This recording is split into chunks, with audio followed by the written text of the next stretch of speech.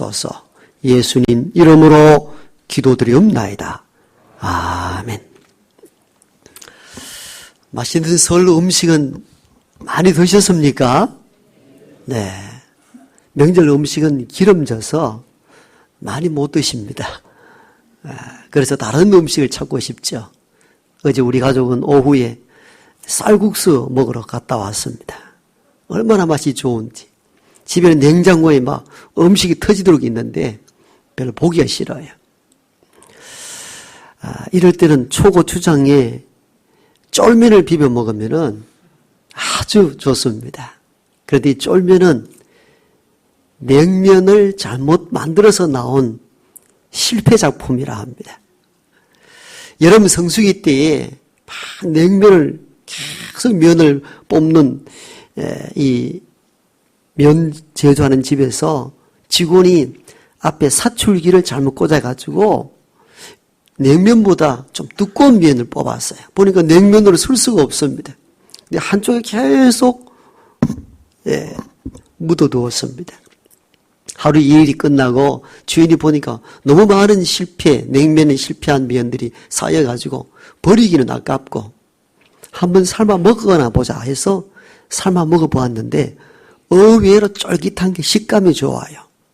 그게 소문이 나가지고 그 다음부터 정식적으로 쫄면을 생산해가지고 지금까지 번성하게 되었다고 합니다. 가끔은 실패한 것들로 인하여서 큰 교훈이나 또 새로운 도약의 계기를 마련하기도 하죠. 여러분 이게 뭡니까? 포스트잇이죠. 원래 이것도 실패 작품으로 만들어 놓은 것입니다.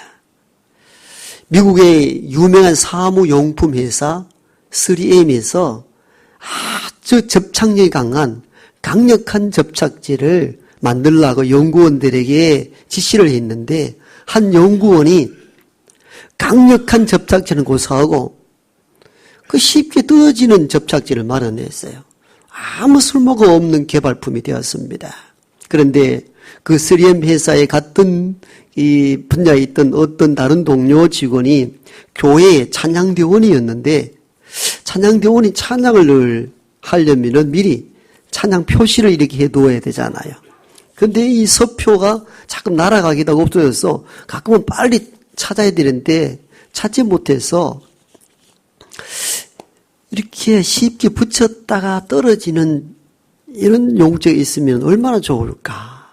이렇게 표시를 해야 되고 또 끈적거림도 없고. 그런데 알고 보니까 언젠가 이 개발팀에서 강력한 접착제를 개발하다가 쉽게 떨어지는 접착제를 발견했다는 걸 알고는 여기에 적용을 한번 해봤는데 이게 히트가 된 겁니다. 대박 상품이 된 것이죠. 얼마나 편리합니까? 뗐다 붙였다. 끈적거림도 없고.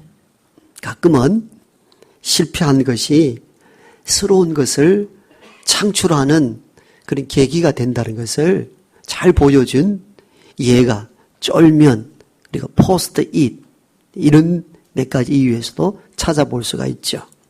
오늘 우리가 읽었던 내용도 실패한 것에 대한 이야기입니다. 여리고성 전투는 승리했는데 그 다음 아이성 전투는 처절하게 패배하고 맙니다. 여리고성에 비하면 아이성 전투는 아주 쉽게 끝날 문제였습니다. 그래서 우리가 이 많은 대군을 이끌고 갈 필요가 있겠는가 3,000명만 뽑아서 가자 할 정도로 아주 작고 또 공격하기 쉬운 성이었는데 의외의 일격을 당합니다. 그리고는 이스라엘 군사가 36명 전사하게 되고 패퇴하게 됩니다. 이 패배로 인한 일들로 인해서 이스라엘 백성들은 많은 것을 깨닫게 됩니다. 여러분 우리가 깨달음을 얻을 때에는 항상 성공하고 이길 때 아닙니다. 많은 실수와 또 패배 그리고 잘못된 일들을 통해서 더 많은 인생의 교훈을 깨닫게 될 때가 사실은 더 많습니다. 따라서 오늘 이 시간에는 지난주에 이어서 이 아이성 전투의 패배, 이 실패를 통해서 깨닫는 것이 무엇인지에 대하여 지난주에 복습에 이어서 또 계속 이어 말씀을 증거하도록 하겠습니다. 첫 번째 이 전투의 패배를 통해서 깨닫는 진리는 뭐냐면은 하나님의 말씀을 어겼을 때에 패배할 수밖에 없다는 사실을 깨닫게 된 겁니다. 우리가 이미 알다시피 여리고 성 전투는 크고 견고한 성입니다. 이중의 성벽이고 높이가 10m에 가깝습니다. 이스라엘인들 훈련되지 아니한 이스라엘 병사들이 그 성을 함락시키는 데는 한계가 있습니다. 그런데 어떻든 그 성을 함락시키고 전투에 승리했습니다. 그러니까 앞으로 가나안 땅을 차지할 수 있으리라는 기대와 꿈을 잔뜩 갖고 있었던 때인데 그 다음 전투 아이성 전투에서는 충격적인 패배를 당합니다. 백성들이 어떻게 이런 일들이 일어나는지 이해할 수 없었습니다. 굉장히 충격을 받은 거예요. 여러분 우리가 그렇잖아요. 뭐 축구 경기도 그렇잖아요. 뭐 브라질이나 독일에도 가끔은 이겼는데 형편없는 저 동남아 국가에서 시합에서 우리가 졌다 생각해 보세요. 그 충격이 어마어마하거든요. 어떻게 우리가 이런 엄청난 패배를 당했는지 이해할 수 없어 통곡하며 아파 울고 있을 때에 하나님이 여호수아에게 말씀합니다. 너희가 내가 명한 언약을 어겼기 때문이다 라고 11절에 하나님께서 그 패배한 사실에 대한 이야기를 구체적으로 하고 있습니다. 너희가 이렇게 패배한 것은 내가 명한 언약을 어겼기 때문이다. 하나님은 여리고성 전투가 있기 전에 미리 백성들에게 명령한 부분이 있죠. 너희들이 전쟁에서 남겨진 전리품을 개인적으로 가지지 말라. 그것은 여호와의 것이니 여호와의 곳간에 드릴지니라. 6장에 나온 하나님의 명령입니다. 하나님은 개인적으로 다 물품을 소지하고 개인적 욕망으로 각각 가지기를 원한다면 그 공동체가 깨어질 수 있다는 겁니다. 이게 사실은 전쟁보다 더 위험하다는 겁니다. 그래서 전쟁터에 나가서 얻은 전쟁의 물품들, 전리품들은 개인이 가지지 마라. 그건 여호와 하나님의 것이니 하나님의 곳간에 드릴지니라. 이미 이 사태에 대한 예견을 하시고 하나님이 엄히 명령을 하셨습니다. 그런데도 불구하고 아간은 보이는 물품에 욕심이 생겨 그것을 자기 개인의 것으로 만들어 버렸고 바로 이러한 일들이 아이성 전투에 패배를 불러왔다라고 하나님은 지적합니다. 이 교훈을 통해서 하나님은 하나님의 말씀대로 살지 아니할 때에 패배할 수밖에 없다는 사실들을 가르쳐 줍니다. 여러분 여리고성 전투는 어떻게 이겼습니까? 이스라엘 병사의 힘이나 군대, 군사력, 어떤 특별한 무기 때문에 이긴 것이 아니잖아요. 하나님의 말씀대로 했을 때 오는 승리, 이게 여리고성 전투의 핵심이지요. 백성들아, 너는 두려워하지 말고 여리고성을 하루에 한 바퀴씩 6일 동안 돌고 1회째, 즉 7일째 7바퀴 돌고 크게 외치라. 그럼 무너지리라. 여러분, 전투가 벌어지는데 그런 일들로 무너질 턱이 있겠느냐는 거죠. 그럼에도 불구하고 그들은 하나님의 명한 약속의 말씀 붙잡고 그렇게 했습니다. 말씀대로 했더니 여리고성이 무너져 승리하게 된 것이죠. 승리의 모든 발판 원인은 하나님의 말씀을 듣느냐 듣지 않느냐에 달려있다는 사실을 보여준 사건이 여리고 전투입니다. 그런데 아이성 전투를 어떻게 했는가? 하나님께 묻지도 않습니다. 그들이 임의대로 우리가 여리고성 전투에 이겼으니까 그 아이성은 그냥 3,000명만 가도 되겠지. 자기들끼리 의논하고 결정을 내립니다. 여리고성 전투에서는 하나님의 약속의 말씀 붙잡고 약속의 명령대로 따랐던 것에 비한다면은 아이성 전투는 그러하지 않았습니다. 임의대로 자기 생각과 판단대로 움직였습니다. 거기다가 아간은 하나님의 약속한 명령을 어기고 전리품을 개인 것으로 만들어버렸습니다. 하나님은 지금 이걸 이야기하는 겁니다.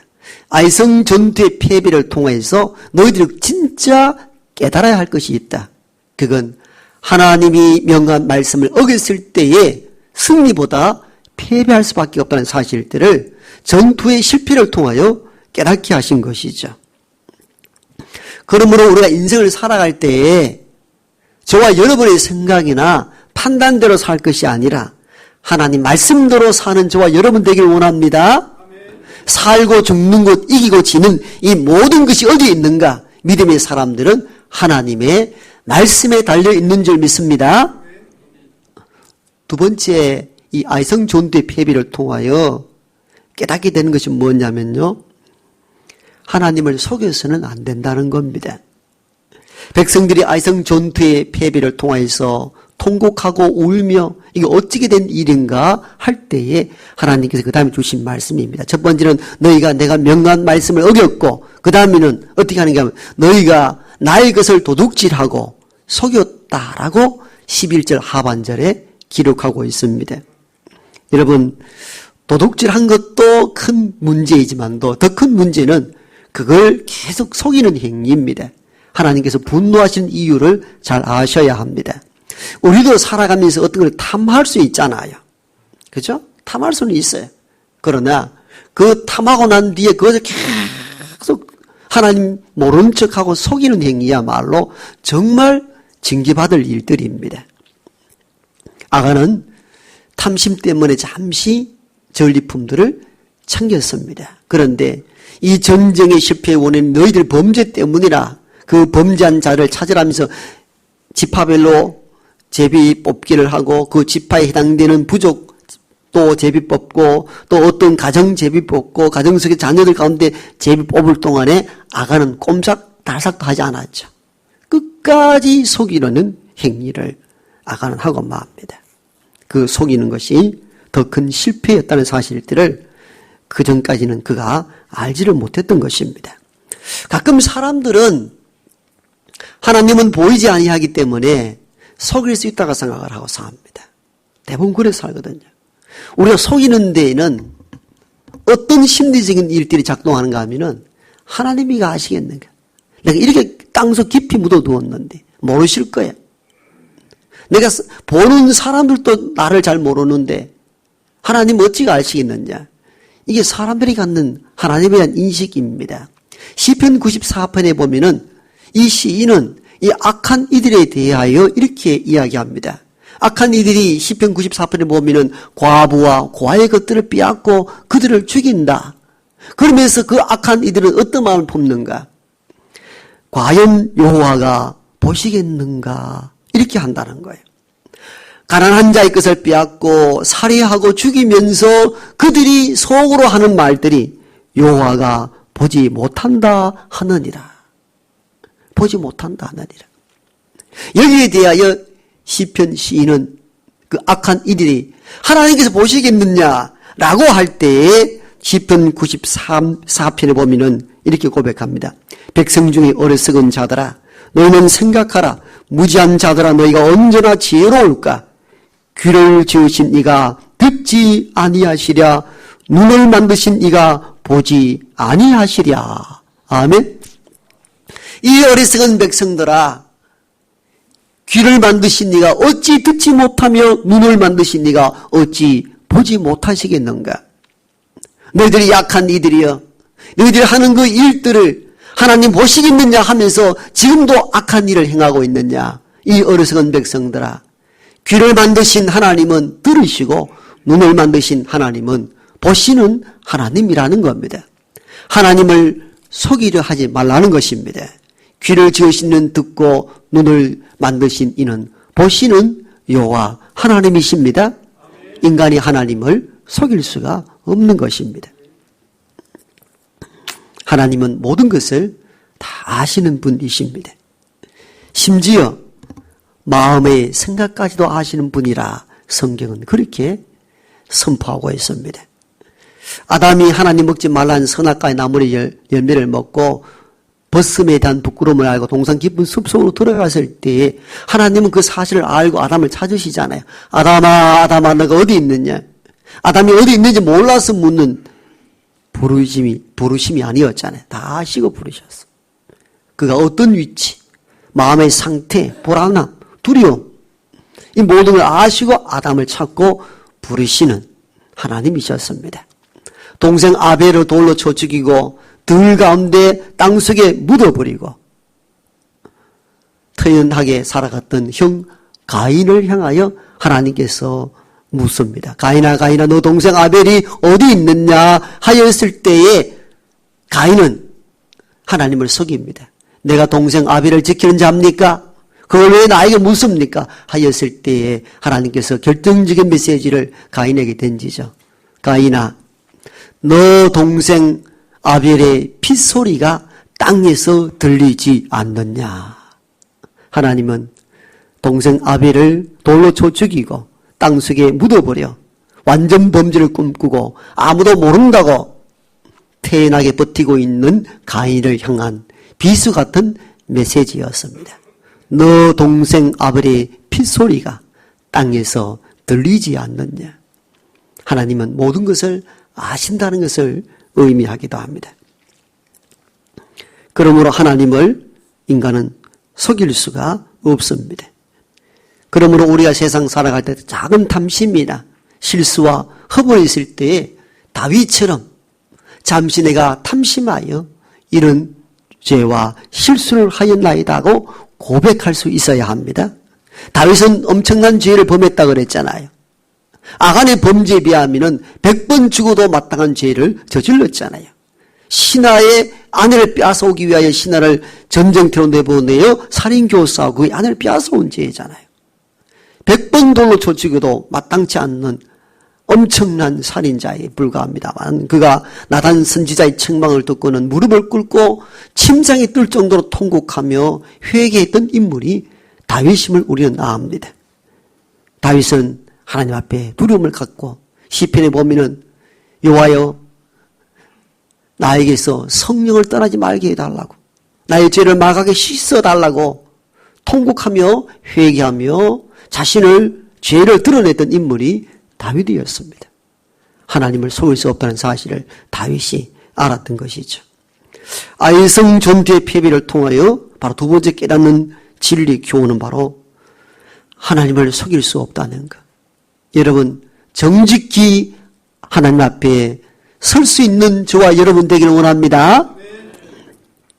마지막 세 번째는 이 아이성 전투 패배를 통하여서 깨달았던 것은 뭐냐면은 세상 것 붙잡고 갈 때에 오히려 실패할 수밖에 없다는 것. 지난주 잠깐 언급했습니다만 더 추가적으로 또 깊이 다루겠습니다.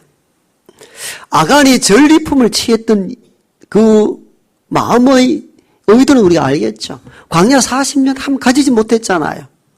가지지 못한 자가 가지고 싶은 때가 있죠. 왜 없겠습니까? 사람들인데. 우리 뭔가 좀 가지고 있고 뭔가 땅에 묻어두든지 저축을 하든지 해야 좀 마음이 편안하잖아요. 지금은 미래가 불확실합니다.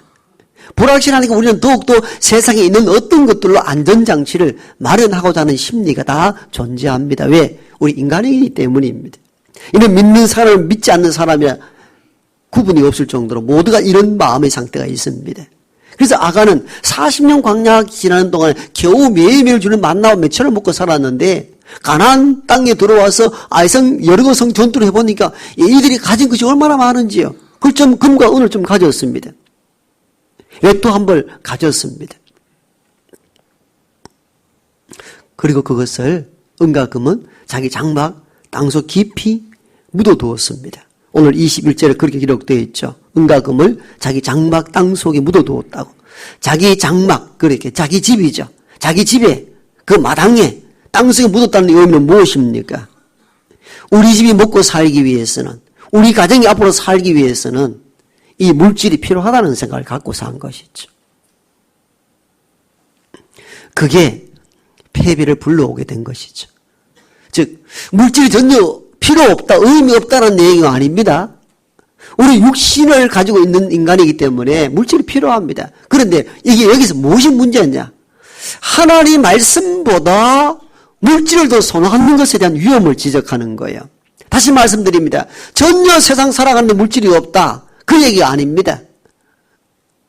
하나님 말씀보다는 물질만 붙잡으면 살 수 있다는 것이 인생의 패배를 불러올 수 있다는 교훈을 준다는 겁니다. 무엇보다도 세상의 물질보다 하나님의 말씀을 먼저 붙잡으라는 것입니다. 이게 믿음의 사람이 살아가는 삶의 법칙입니다. 세상 사람들은 물질을 많이 추구하고 그걸 땅속에 묻어두어야 살 수 있다는 물질 추구주의로 살아갈 때에 믿음의 사람은 그렇지 않다. 물질은 있다가도 없어질 수 있는 것이나 하나님 말씀은 영원하다. 말씀을 붙잡아야 우리가 영원히 살 수 있다. 이 진리 가운데 사는 사람들이 믿음의 사람들입니다. 아간은 여기에 실패했다 그 말이에요. 하나님 말씀을 어기고 물질을 가졌다는 이 의미는 하나님 말씀보다는 세상에 물질 붙잡으면 살 수 있다는 인본주의 사상이 침투에 들어간 것이고 여기에 대한 아이성전대 패배를 통하여서 이것이 얼마나 위험한 일인가를 보여주신 것이 사건이죠. 대부분의 사람들은 이렇게 살아갑니다. 세상에 물질을 먼저 붙잡아야 살 수 있다고 가르칩니다. 그러나 아이성전대 패배를 통하여 세 번째 깨닫는 진리, 교훈, 깨달음은 세상의 가치와 다르게 말씀합니다. 그걸 붙잡는 순간 무너질 수 있고 패배할 수밖에 없다고 가르칩니다. 우리가 먼저 붙잡아야 될 것은 하나님의 말씀입니다. 말씀을 붙잡았을 때 여리고성 전투 이겼잖아요. 그걸 보여줬잖아요. 그 사건을 통해서 보여준 거예요. 그래서 이 아이성 전투 패배를 통하여 하나님이 말씀하잖아요. 너희가 내 명을 어겼기 때문이라고. 내 명을 어겼기 때문이라고. 즉 말씀을 붙잡아야 되는데 세상 물질 붙잡고 산다는 그것이 실패의 원인이 되었다고 하나님께서 아이성 전투를 통하여 보여주십니다. 일부 예배 때도 말씀드렸습니다마는 지역명을 말하지 않겠습니다. 최근의 일인데 모 지역 작은 소도시에 아름답게 성장하는 교회가 있었습니다. 목회자도 참 훌륭한 분이십니다. 교회 어른들도 많고 해서 미래 어른들 돌아가시면 부활의 동산 안장할 수 있는 묘지를 구입해야 되겠다 해가지고 외곽 지역에다가 땅을 많이 사두었습니다. 임야나 농지는 종교단체로 구입할 수 없어서 어쩔 수 없이 담임 목사 이름으로 그 땅을 매입을 했습니다. 어른들 돌아가시면 거기서 모시겠다고. 좋은 뜻이잖아요. 서울이 많이 지나갔습니다. 그 지역이 아파트 지역 개발이 붐이 일어났습니다. 그 땅도 아파트 지역 개발 지역으로 들어오기 편입된 겁니다. 땅값이 올랐을까요? 안 올랐을까요? 땅값이 수천 배 올라간 거예요. 할렐루야, 복입니까? 우리는 복이라 하잖아요. 평당 1,000원 주고 샀는데 평당 100만 원, 200만 원 해봤어요. 그래서 항상 우리가 믿는다는 것 여러분 진짜 깨어 있어야 됩니다. 그게 몇천 원 주고 샀는데 몇백만 원 되니까 이 돈을 생각해보니까 몇천 평, 몇만 평이니까 돈이 뭐 어마어마한 거예요. 그게 누구 이름 되어 있다고요? 최경식 내 이름으로 되어 있는 거예요. 내 이름으로 되어 있는 거예요. 유혹이 될까요, 안 될까요? 되고 말고요. 이제 이분은 70세 곧 다가와 은퇴할 나이도 되었어요.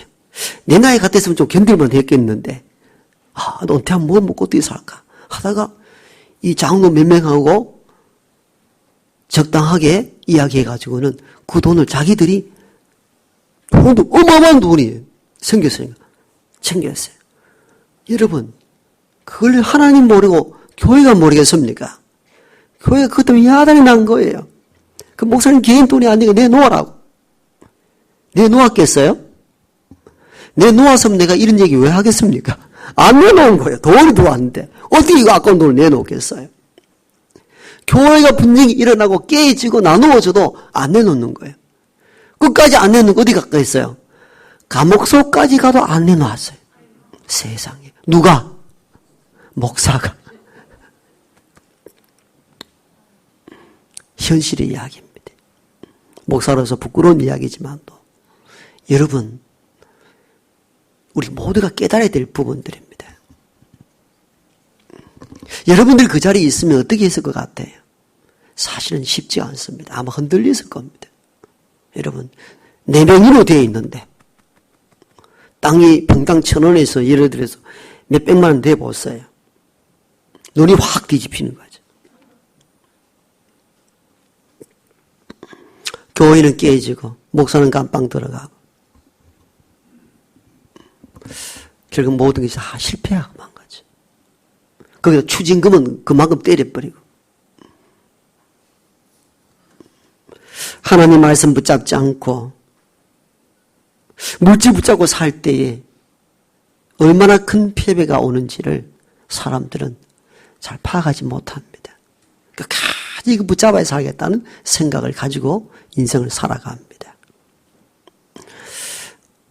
제가 잘 아는 선배 목사님은 대구 지역 가난한 촌, 어려운 노동자, 그리고 또 동남아 이주 노동자를 위해서 일생 목회를 하신 분이십니다. 그리고 대구에서 목회를 끝내고 저 군위 지역으로 다시 농촌을 살려야 되겠다고 또 맨몸 들고 뛰어가서 자기 사비를 털고 또 직접 몸으로 교회를 잘 짓고 사택도 짓고 또 체험 현장 공장도 짓고 그때가 나이가 70이 다 됐을 때입니다. 우리 생각으로는 노후를 준비해야 되는데 저렇게 사비를 털어서 교회를 다 지면 어떻게 사나? 평생 할 건가? 그런데 70대자 다 정년 은퇴하고 후임을 세우고 사택도 비우고 나왔습니다. 갈 데가 아무데도 없습니다. 왜? 일생 그렇게 목회하다 보니까. 집 한 칸 없이 나왔습니다. 교회에 어떤 조건도 내걸지 않았습니다. 주변에서 너무 이 목사가 귀하긴 귀한데 살 곳이 없으니까 후배 목사들과 아는 교회의 지인들과 또 그 교회가 연합해가지고 그 옆 동네에 사택을 마련해 주어서 들어가게 되었습니다. 뭘 붙잡는가, 뭘 먼저 붙잡는가에 따라 삶의 유형이 달라진 경우입니다. 일생 말씀 이야기하면서 마지막에 물질을 추구했던 분은 아주 넘어지게 되고 모든 걸 다 드리고도 궁극적으로 말씀 붙잡고 산 이 목사에게는 또다시 사는 길이 열리는 것을 제 눈으로 다 보고 듣고 하였습니다. 세상 것보다 하나님 말씀 붙잡고 사는 저와 여러분 되기를 소망합니다. 그렇게 살아야 되는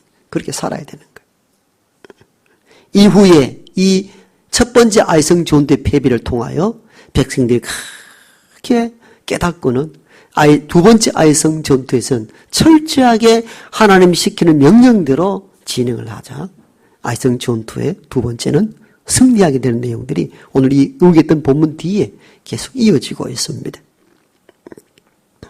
보이는 것에 세상적인 것에 집착하지 말라는 메시지가 아이성 전투 패배를 통하여 알려주는 교훈이고 깨달음입니다. 아브라함은 집을 떠날 때에 조카 롯을 함께 대동하여 왔습니다. 형님이 일찍 돌아가시고 조카 롯만 두었기 때문에 조카 롯을 아들처럼 여기고 그를 이끌어 왔는데 세월이 지나자 롯의 소와 양떼도 많아지고 삼촌 아브라함의 소와 양떼도 많아져서 양쪽의 목동들이 서로 자주 싸웁니다. 원래 여러분 소유가 많아질 때에 형제간에도 분쟁이 일어나는 것은 현실입니다. 성경은 이걸 너무 잘 가르쳐 줍니다. 그들이 소유가 많으므로 성경 그렇게 이야기해요. 소유가 많으로 분쟁이 일어난지라 이렇게 성경은 이야기합니다. 가난할 때 참 형제답게 잘 지냅니다. 우애 있게. 그런데 뭔가 유산이 많다, 가진 게 많다 하면 소유가 많으므로 분쟁이 일어나는지라. 아브라함이 이렇게 해서 안 되겠다 싶어서 결단을 내리죠. 조카야, 네가 원하는 땅이 있으면 먼저 선택하라. 그러나 뒤에 내가 선택할게. 이렇게 해서 우리가 알다시피 조카 롯은 에덴 동산과 같아 할 정도로 기름진 땅, 소돔과 고모라 땅을 선택합니다. 정말 얼마나 좋았으면 성경은 에덴과 같은 이렇게 표현하고 있어요. 정말 기름진 땅을 선택했습니다. 아브라함이 조카 롯에게 그 땅을 먼저 선택하도록 했습니다. 근데 우리가 인지상정을 보면은 조카 같으면은 아이고 내게는 아브라함 삼촌이 아니고 아버지 같은 분이십니다. 삼촌이 먼저 좋은 땅을 차지하십시오. 이래야 인간이잖아요. 덜렁 그 조카 롯은 손고마 땅을 선택하고 아브라함은 광야로 나가잖아요. 광야로. 광야는 사막입니다. 목초지가 없습니다. 그때 하나님 음성이 들리죠. 아브라함아 눈을 들어 동서남북을 보라. 네가 보는 모든 땅을 내가 너희에게 주리라. 아멘. 여러분 아브라함은 젖과 꿀이 흐르는 기름진 땅이 아닌 광야 사막으로 말씀 붙잡고 나갔더니 그가 밟는 모든 땅을 하나님이 아브라함 그 후손들에게 주었고 나중에는 젖과 꿀이 흐르는 가나안 땅과 거기에 이스라엘 공동체를 세우게 하셨습니다. 결국은 조카 롯 물질을 추구하고 떠났던 조카 롯은 그 동성애와 타락한 성문화로 인해서 불로 그 땅을 다 불태워버렸잖아요. 그렇게 끝났어요. 그러나 아브라함은 광야로 나갔지만 또 말씀 붙잡고 갔더니 큰 민족을 이루고 열국의 아버지가 되었습니다. 뭘 말하는지 여러분들은 이미 마음속에 의미를 깨달았을 것입니다. 눈에 보이는 세상 것이 전부인 줄 알고 너무 물질 우선주의로 살아가지 마십시오. 이따가도 연기처럼 사라지는 것이 물질입니다. 무엇보다도 믿음의 사람은 말씀 붙잡을 수 있어야 합니다. 말씀은 변질이 없습니다. 말씀이 생명력이 있습니다. 말씀이 사는 길이 거기 다 있습니다. 그러므로 힘들고 어렵다 할지라도 무엇보다도 하나님 말씀 붙잡고 이 험한 세월을 승리하는 저와 여러분 되기를 소망합니다. 아버지 하나님, 세상 살다 보면은 아간처럼 뭔가 땅속에 묻어두고 싶을 때가 종종 있습니다.